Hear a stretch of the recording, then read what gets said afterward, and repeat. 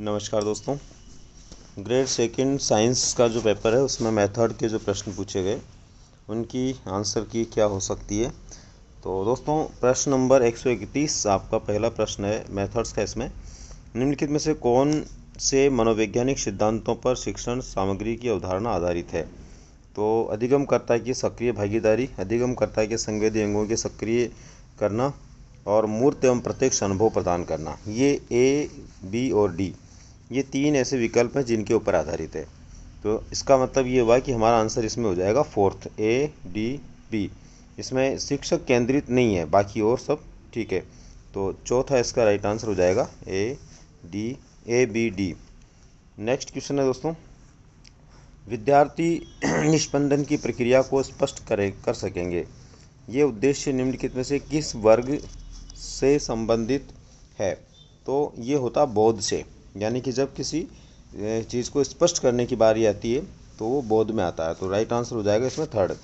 Next है, एक शिक्षक पूर्व ज्ञान के साथ नवीन ज्ञान की तुलना, विषमता एवं संबद्धता करता है। पाठ्य योजना में कि हर्बर्ट उपागम के अनुसार शिक्षक किस सोपान में ये कार्य करता है। तो तीसरा सोपान हो जाएगा। सबसे पहले आता है प्रस्तावना, फिर प्रस्तुतिकरण, फिर तुलना।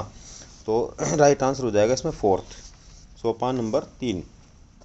नेक्स्ट क्वेश्चन आया है दोस्तों इसमें, 5E निर्मितवादी उपागम के किस सोपान में विद्यार्थी सीखी गई अवधारणाओं को अन्य संबंधित अवधारणाओं से जोड़ते हैं और अपने ज्ञान एवं समझ का उपयोग वास्तविक संसार से करते हैं। तो इसका राइट आंसर हो जाएगा विस्तार, विकल्प नंबर फोर्थ।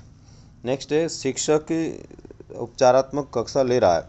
शिक्षक का उपचारात्मक शिक्षण किस परीक्षण के विश्लेषण पर आधारित है।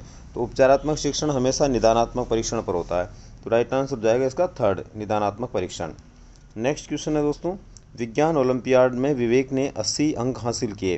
उन्होंने एक सप्ताह के बाद दूसरे प्रयास के लिए आवेदन किया। दूसरे प्रयास में भी उसने 80 अंक हासिल किए। तो परीक्षण की ये विशेषता है विश्वसनीयता। बार बार मूल्यांकन के बाद भी जब समान प्रकार के परिणाम आते हैं तो विश्वसनीयता होती है। तो राइट आंसर हो गया फर्स्ट, विश्वसनीयता। नेक्स्ट क्वेश्चन है दोस्तों, एक शिक्षण विधि कुछ विशेषताएं निम्नलिखित है। समस्या केंद्रित होती है, उद्देश्यपूर्ण होती है, स्वाभाविक के साथ ही सामाजिक वातावरण में पूर्ण होती है। शिक्षण विधि की पहचान करें। तो दोस्तों ये सीधा सीधा हो जाएगी प्रोजेक्ट यानी प्रायोजना विधि। तो राइट आंसर हो जाएगा इसमें फोर्थ, प्रायोजना विधि की विशेषताएं होती है। नेक्स्ट क्वेश्चन है 138, विज्ञान में दाब मापन, तापमान और आर्द्रता जैसे प्रकरणों का सहसंबंध किस विषय से होना चाहिए। सहसंबंध किस विषय से होना चाहिए। तो इसमें भाषा, ललित कला, भूगोल और संगीत। तो देखो दाब, तापमान, आर्द्रता सीधा सीधा भूगोल से इसका संबंध हो जाएगा। तो राइट आंसर हो जाएगा हमारा दोस्तों इसमें थर्ड यानी भूगोल। इसके बाद में नेक्स्ट क्वेश्चन आता है, विज्ञान क्लब गतिविधियों एवं कक्ष की गतिविधियों में क्या अंतर होता है। विज्ञान क्लब की गतिविधियों, कक्ष की गतिविधियों में क्या अंतर होता है। विज्ञान क्लब की गतिविधियाँ कठोर सख्त होती है, कक्ष की गतिविधियाँ स्वतंत्र होती है। विज्ञान क्लब गतिविधियाँ अध्यापक को संतुष्ट करने के लिए, इसमें हो जाएगा दोस्तों थर्ड। विज्ञान क्लब की गतिविधियाँ अनौपचारिक होती है जबकि कक्ष की गतिविधियाँ औपचारिक होती है। तो राइट आंसर हो गया इसमें थर्ड। इसके बाद में क्वेश्चन नंबर 140, निम्नलिखित में से कौन सा परीक्षण छात्रों के समालोचनात्मक व स्वतंत्र चिंतन अभिव्यक्ति के मापन के लिए किया जाता है। तो निबंधात्मक प्रकार के परीक्षण जिसके अंदर जो है बालक को विस्तार से अभिव्यक्ति देने के अवसर मिलते हैं, तो निबंधात्मक प्रकार का परीक्षण हो जाएगा इसमें उत्तर नंबर 2। नेक्स्ट है, विज्ञान प्रयोगशाला में निम्नलिखित में से कौन सा स्टॉक रजिस्टर है जिसमें दैनिक उपयोग और वस्तुओं की खपत दर्ज की जाती है। तो क्रय रजिस्टर, खर्च हो जाने वाली वस्तुओं का रजिस्टर, आवश्यकता प्रदर्शित करने वाला रजिस्टर। तो राइट आंसर हो जाएगा 2, खर्च हो जाने वाली वस्तुएं, यानी कि जो खर्च हो जाती है उन वस्तुओं का इसमें ब्यौरा होगा। तो सेकंड नंबर का विकल्प राइट आंसर होगा। नेक्स्ट है, राष्ट्रीय पाठ्यचर्या की रूपरेखा 2005 द्वारा किस प्रकार की विज्ञान पाठ्यचर्या की अनुशंसा की गई है। विद्यालय आधारित, विषय केंद्रित, व्यवहारिक करके सीख कर देखने, जांच पड़ताल परीक्षा। तो ये हो जाएगा थर्ड, व्यवहारिक यानी करके देखने और जांच पड़ताल परीक्षा पर आधारित। तो थर्ड आंसर इसका राइट होगा। इसके बाद में नेक्स्ट है दोस्तों, वैज्ञानिक विधि की विशेषता है। वैज्ञानिक विधि की विशेषता है वस्तुनिष्ठता, सत्यापनीयता, भविष्यवाणी क्षमता, व्यक्तिनिष्ठा, अनिश्चितता।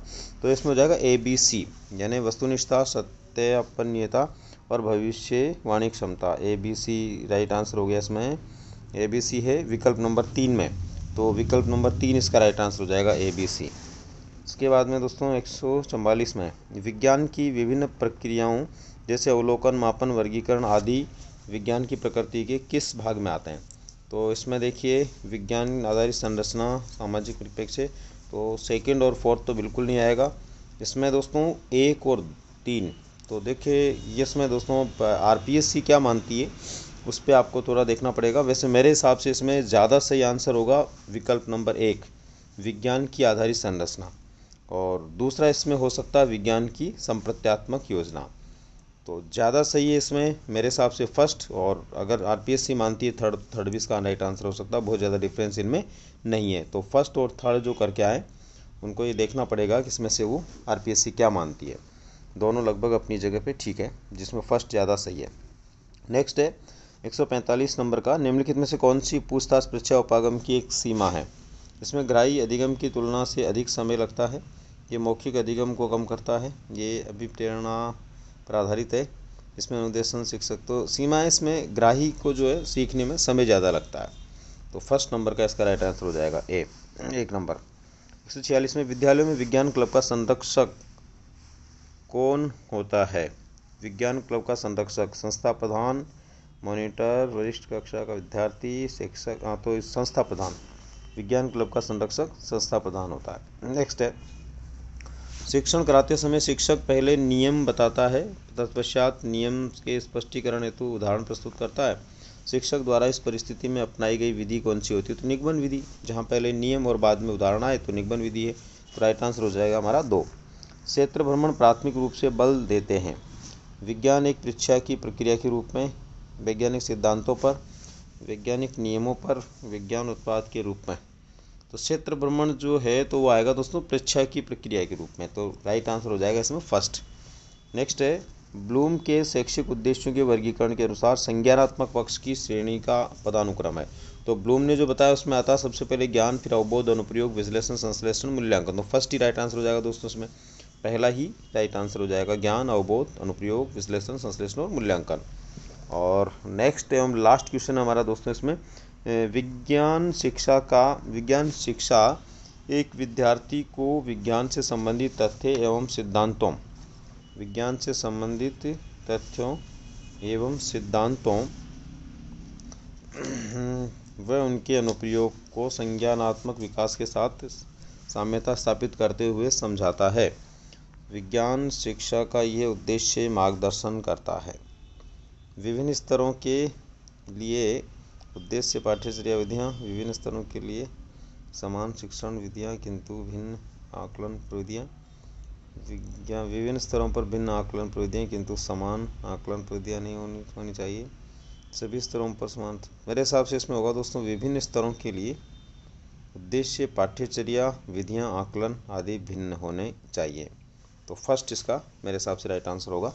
तो दोस्तों ये थे हमारे विज्ञान में पूछे गए 20 प्रश्न। तो जहाँ तक उम्मीद है दोस्तों मेरी समझ के अनुसार ये आंसर लगभग सही है, फिर भी RPSC क्या मानती है उसी को अंतिम रूप से आपको अपने आंसर मानना है। धन्यवाद।